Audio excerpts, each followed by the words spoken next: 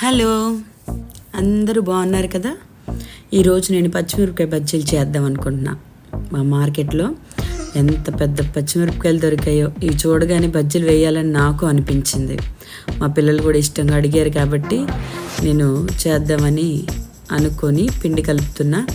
నిజానికి నాకు రాదు, రాకపోయినా కానీ వాళ్ళ ఇష్టం ప్రకారం వేసినప్పుడు మనకి వాళ్ళ ఇష్టంతో అడిగినప్పుడు అవి పెట్టినప్పుడు మనకి ఎంతో సంతోషంగా ఉంటుంది. కాబట్టి ఇలాగ నేను పచ్చిమిరపకాయ బజ్జీలు వేసాను, చాలా బాగుంది. దీంతో పాటు ఉల్లిపాయలు వేసి పకోడీ కూడా వేసాను, ఉల్లిపాయ పకోడీ.